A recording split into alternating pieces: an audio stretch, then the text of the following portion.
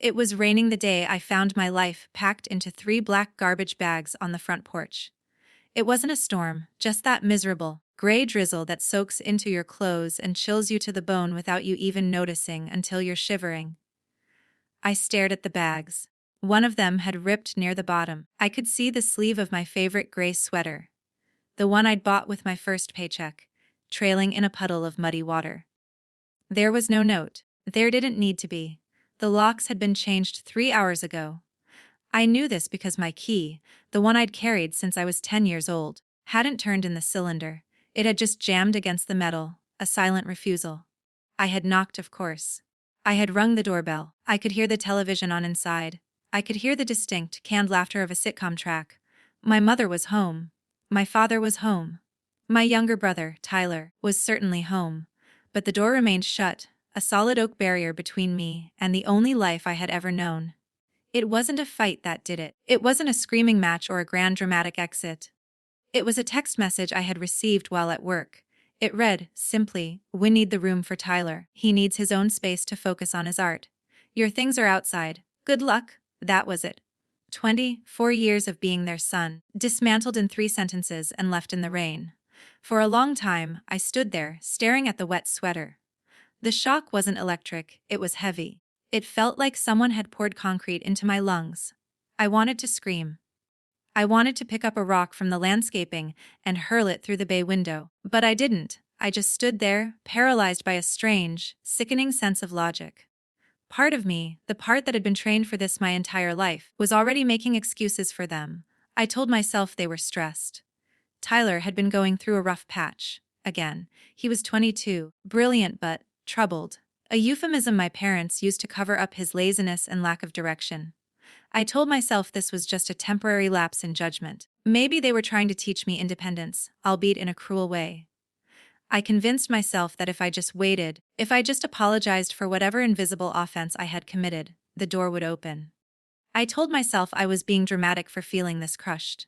After all, it was their house. They had a right to their space. I was the burden. I had always been the burden. But deep down, beneath the layers of gaslighting, I knew this wasn't a mistake. This was the culmination of a pattern that had been woven into the fabric of our family since I was a child. It started small. It always does. I remember being 7 years old, sitting at the kitchen table with a drawing I had spent 3 hours on. It was a picture of our house, crooked and colorful. I waited for my mother to get off the phone so I could show her.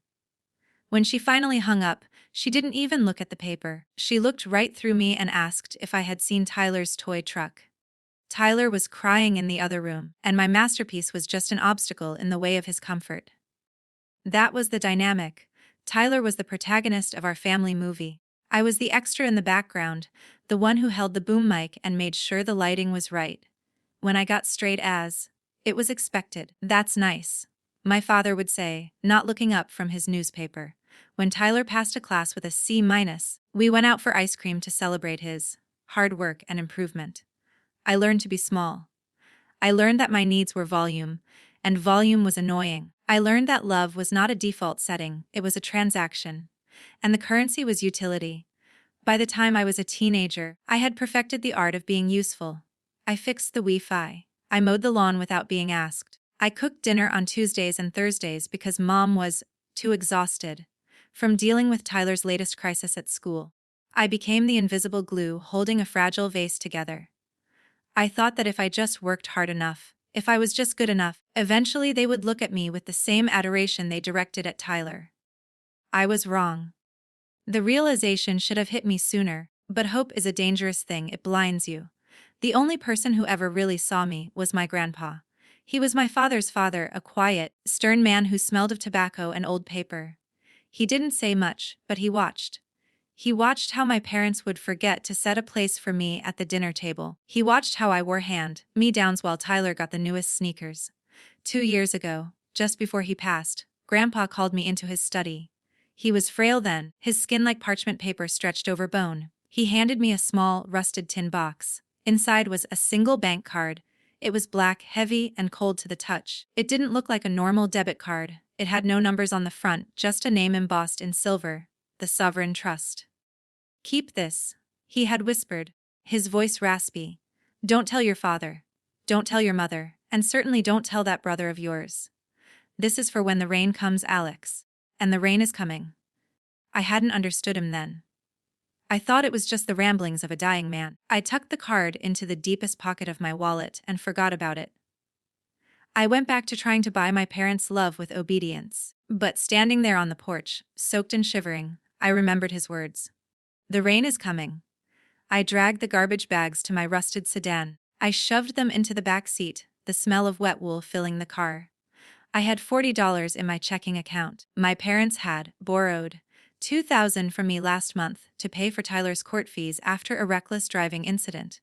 They had promised to pay me back. They never did. Whenever I brought it up, they would sigh and say, "Family helps family, Alex. Why are you so obsessed with money?"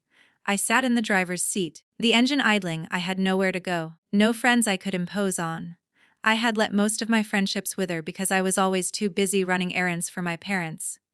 I was alone. I drove to a motel on the outskirts of town, the kind of place where the neon sign buzzes like an angry hornet and the carpet smells of stale cigarettes. I sat on the lumpy bed and opened my wallet.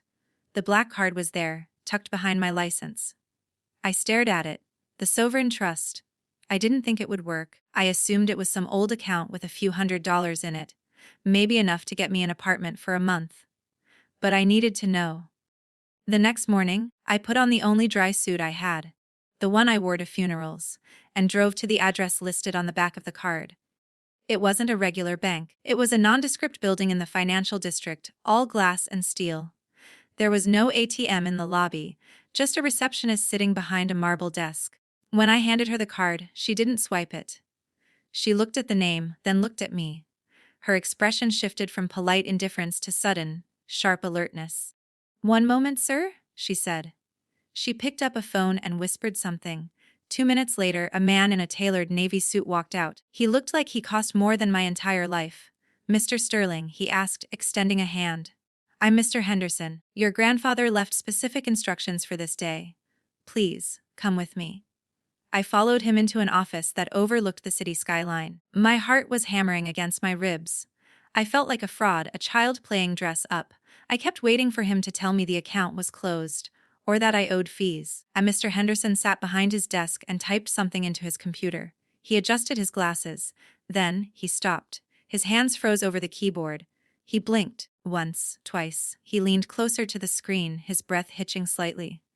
Is something wrong?" I asked, my voice cracking. Mr. Henderson looked up at me. The professional mask had slipped. There was genuine awe in his eyes. "Alex," he said softly, "do you have any idea what your grandfather did?" "He was a mechanic," I said. "He owned a few repair shops." "He was an investor," Henderson corrected. "A silent one. He bought into tech companies in the late 80s. He bought land that is now downtown Seattle. He compounded every cent, tax-free, into this trust." He turned the monitor toward me. The freezing of the assets was triggered by his death, but the maturation date was set for, well, yesterday. I looked at the screen. I saw numbers, a lot of numbers. I saw commas. I tried to count them, but my brain refused to process the visual data. Balance. Oneers 240, thousand dollars. I stared. The silence in the room was deafening. It wasn't just a million, it was a billion, with a B. "This is a mistake," I whispered. "It is not," Henderson said. "It is entirely yours. Your grandfather's will is ironclad. He left everything to you, specifically, to the only one who ever handed me a glass of water without being asked." I sat back in the leather chair. I didn't feel joy. I didn't feel excitement. I felt a wave of grief so profound it almost doubled me over. He had known. He had watched me be the servant of the family, and he had silently built me a kingdom. "Does my family know?" I asked. "No," Henderson said. "The trust is blind. Unless you tell them, they will never know." I left the bank an hour later. I walked out into the sunlight, and the world looked different. The buildings, the cars, the people, everything looked smaller. I had the power to buy this entire city block, yet all I wanted was for my mom to call me and ask if I was okay. I checked my phone, no missed calls, no texts. The next few weeks were a blur. I moved into a hotel, a nice one this time. I bought new clothes. I ate food that didn't come from a drive-through. But I didn't go crazy. I didn't buy a Ferrari. I mostly just sat in my room, looking at the city, processing the quiet. Then, the inevitable happened. It was a Tuesday. My phone buzzed. Mom, my stomach tightened. The old reflex, the conditioning to serve, kicked in. I answered. Alex, her voice was frantic. Where are you? I'm around. I still have a problem, she said. No, how are you? No, I'm sorry we kicked you out. Just the problem. The boiler blew. The house is freezing. And Tyler got into some trouble with those friends of his again. We need bail money. And the repair costs, we need $5,000. Can you put it on your credit card? We'll pay you back when Dad gets his bonus. The lie was so familiar it almost felt comforting. They would never pay me back. I don't have a credit card anymore, Mom, I said. You know that. I'm staying in a motel. Well, figure it out, she snapped. You always figure it out. We're family, Alex. Tyler is sitting in a cell right now. Are you going to let your brother rot? I closed my eyes. I could fix this. I could wire them $5,000 right now. I could wire them $5 million and not even notice. I could buy them a new house. I could pay off their mortgage. I could save them. That's what I had always done. I was the fixer. I can't. I said. What do you mean you can't? Her voice rose to a shriek. You're being selfish. Just because we needed some space doesn't mean you abandon your family. After everything we've done for you, what have you done for me? I asked. The question hung in the air, quiet and deadly. We gave you life. We put a roof over your head. And then you kicked me out of it, I said. In the rain. Oh, stop being so dramatic, she scoffed. It was just a misunderstanding. Look, come home. We'll make a nice dinner. Just stop by the ATM on the way. There it was. The hook. Come home. But the bait was my wallet. I almost said yes. I almost caved. But then I remembered the bank manager's face. I remembered Grandpa's hand on my shoulder. The rain is coming. I was at a coffee shop later that day, staring at my phone, debating whether to transfer the money. A woman sitting at the table next to me leaned over. She was older, with kind eyes. She had clearly overheard my side of the conversation earlier. Honey, she said softly, you can't buy bread from a hardware store. I looked at her, confused. What? You're looking for love, she said, nodding at the phone. But you're shopping at a hardware store. They don't sell bread there. No matter how much you pay, you're never going to walk out with a loaf of bread. You're just going to walk out with a hammer to the head. It was the most brutal, honest thing anyone had ever said to me. She was right. I was trying to buy affection from people who were incapable of selling it. They didn't have it in stock. I didn't transfer the money. 2 days later, the public humiliation phase began. Since I hadn't replied, my mother took to Facebook. She wrote a long, rambling post about ungrateful children who turn their backs on their parents in times of need. She tagged me. She didn't mention the billions. Of course, she didn't know. She just painted me as a cold-hearted son who abandoned his struggling family. The comments were filled with relatives and family friends saying things like, "Stay strong," and "Shame on him." It was a family gathering that weekend, my aunt's 50th birthday. I hadn't been invited, but the post made it clear I was the topic of conversation. I decided to go, not to fight, not to pay, but to say goodbye. I pulled up to the venue in a rented Ford Focus. I didn't want them to see the wealth. I walked into the banquet hall. The room went silent. My father stood up, his face red. "You have the nerve to show up here," he boomed. "After you left your mother crying, after you left Tyler in jail. Tyler is in jail because he broke the law," I said calmly. My voice didn't shake. "And the boiler is broken because you haven't serviced it in 10 years. You selfish little brat," my mother hissed, stepping forward. "You sacrificed everything for you."